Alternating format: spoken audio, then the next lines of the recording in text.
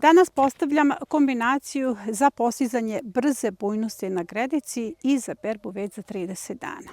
Upravo ta kombinacija se može postaviti sada u jesenjoj zoni.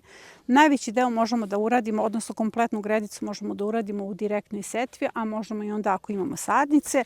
U epizodi ćete dobiti šemu kako da postavite ovu kombinaciju. Možete da je postavite odmah i ukoliko još uvek nemate baštu, a želite da je započete sa jesenjom zonom, ovo je pravi primer za početak. Jer bujne gredice, odnosno bujnost koju ćete vrlo brzo da dobijete na toj gredici je motivacija za vas, motivacija za vašu porodicu, a plodove koje ćete brati, motivacija da postavite ostatak bašte. Ovu kombinaciju možete da postavite nakon što izvadite crni luk. Vidite, mene čeka, evo i tačke su tu postavljene, čeka me vađenje crnog luka sa ove gredice.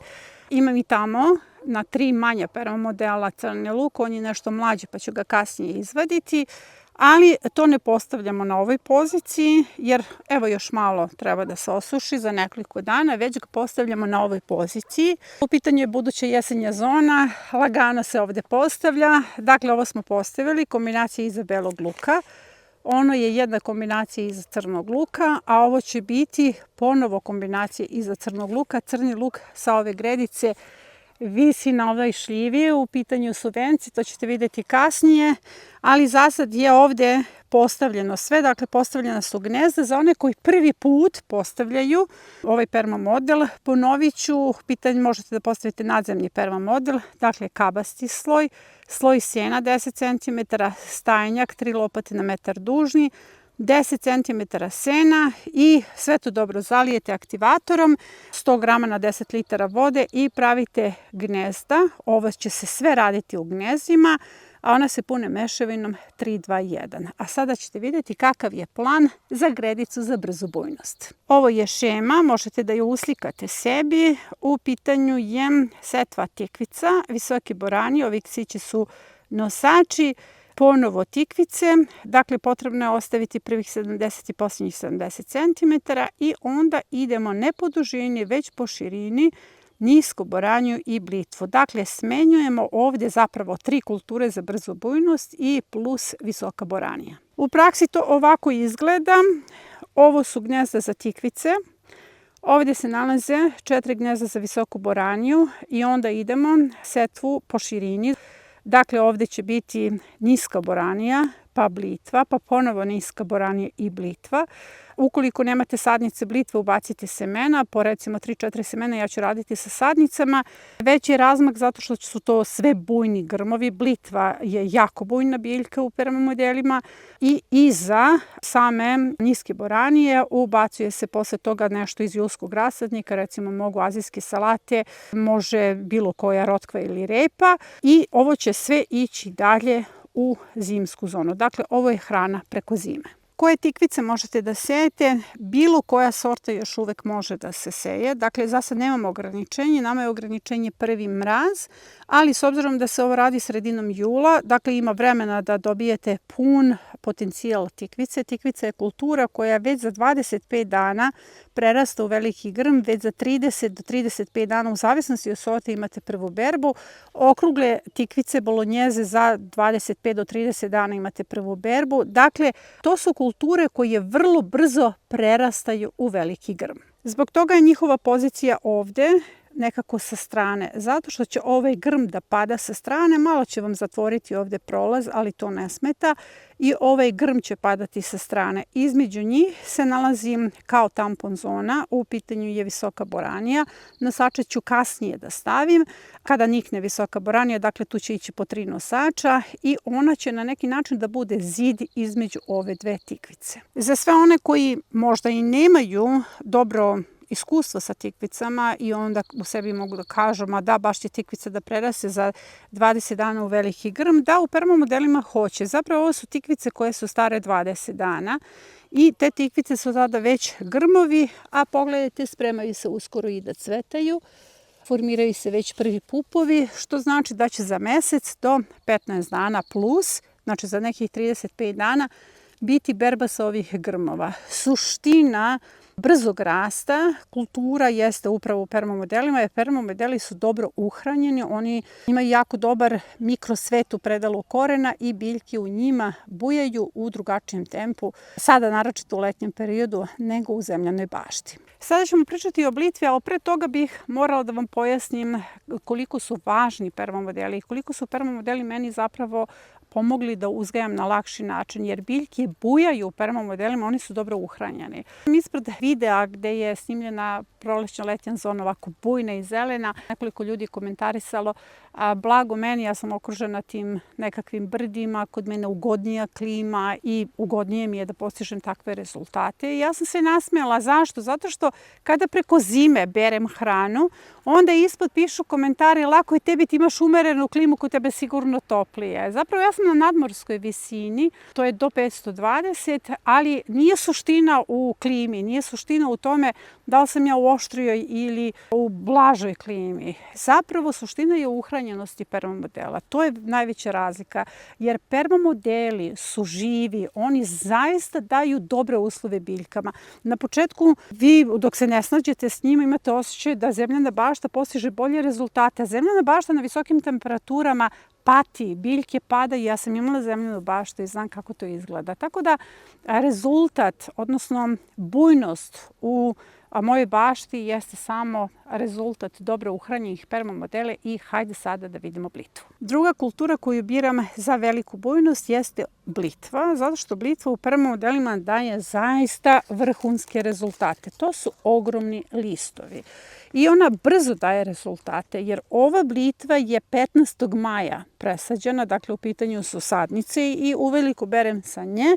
Evo pogledajte, njena sestrica istog dana presađena.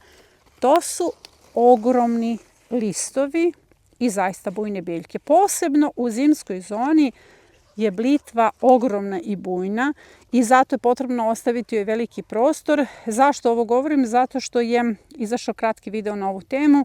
Jedna baštovanka je napisala da blitva nije bujna biljka, kod mene je onako kako sam je posadila i to je zato što sigurno uzgaja u zemljanoj gredici ili nešto nije u redu ukoliko uzgaja u permamodelima, jer ako su permamodeli dobro uhranjeni, ona je azot zavisna kultura, ona buja. Na ovom mestu spojile su se tikvice i niska boranija, između se nalazi staza, ta staza se više ne vidi.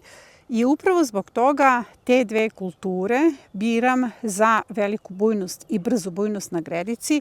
Pa smo sada došli do niske boranije. Dakle, kao što vidite, niska boranija je ogroman grm. Ukoliko vam niska boranija ne raste ovako bujno, imate problem sa uhranjenošću permamodele ili zemlje ako radite u zemljanoj gredici. Jer iako je treća kategorija plodoreda, ona treba puno hrane. Vidite, ona je sad i puna plodova, odnosno uskoro će berba.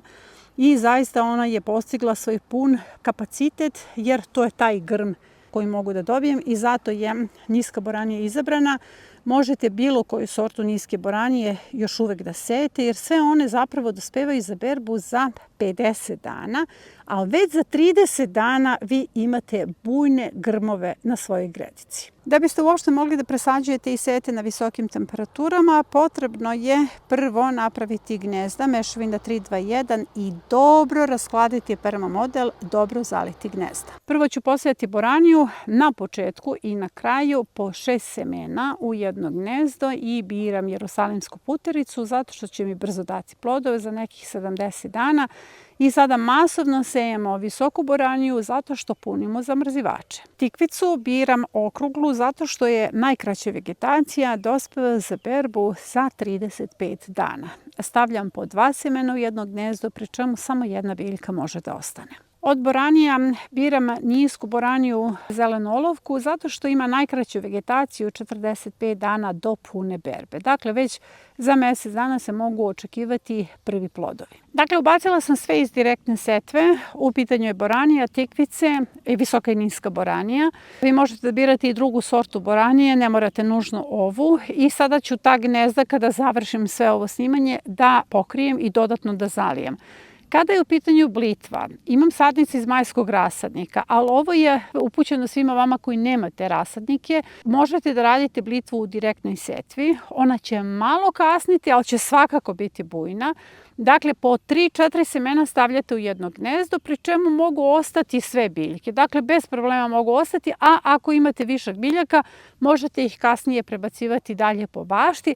Dakle, vi ćete to raditi u direktnoj setvi, a ja ću sada da ubacim sadnice. Ovo je 16 sadnica blitve iz majskog rasadnika. Mislim da mi je ostalo još 6 i da je kompletna blitva iz majskog rasadnika presađena.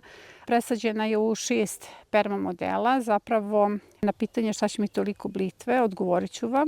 Sredinom novembra biljke prestaju da rastu i tada kada oberete blitvu preko zime, ona neće nastaviti da raste. Dakle, ukoliko volite da jedete blitvu, onda morate da imate minimum 50 sadnica u bašti. I ovo je sada završeno i pada mrak, tako da je sa setvom takođe završeno. Sve ću ovo sada da pokrijem. Ovde je boranija, blitva, sadnice, boranija, blitva. I sve se to smenjuje do kraja. Ovo će već za mesec dana da bude bujna gredica, pa ako imate neki prazan prostor, ako želite da popunite, možete slobodno da popunjavate ovim kulturama, jer ja sam recimo masovno posejala niske boranije da bih popunila prostor. Evo možete odmah da vidite ovaj perma model, on ima mlade kukuruze koji su kasnije posejani, da bih te kukuruze i kiselila i stavila u zamrzivač i svuda između je popunjen prostor tako što sam stavila nisku boraniju.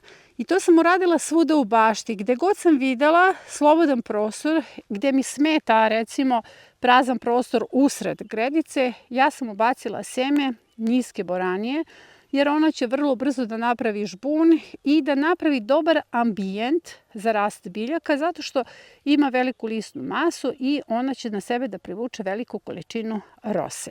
Sada sve ovo treba zalivati, održavati, zapravo naredna 3 dana se zaliva, posle toga jednom u 3 dana, recimo, na visokim temperaturama, jer se biljke primaju, bez obzira što su visoke temperature. Hajde sada da vidite gredicu koja je na visokim temperaturama posađena, ona svakog dana raste.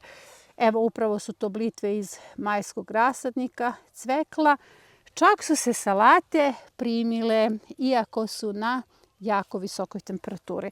Dakle, ovaj princip o kome vam govorim vam omogućava da i pored visokih temperatura možete da obavite presadnju i imat ćete sigurno uspeha u tome. I to je sve za današnju epizodu. Nadam se da vam je bila korisna i da ćete da primenite ovu kombinaciju. Zapravo imate puno kombinacija vezanih za jesenju zonu na samom kanalu, jer ja sam vam ona priča cvrčak i mravi, jel, dok drugi planiraju letovanja, ja planiram zimu. Evo, ove paprike su bujne, uskoro će i krenuti berba prvih plodova, a kada počnem da berem te plodove, ja ću završiti presadnju kupusarica, barem kupusarica za zimsku zonu. Jako je važno da ih presadite na vreme, jer ćete onda sigurno imati obilnu berbu preko zime.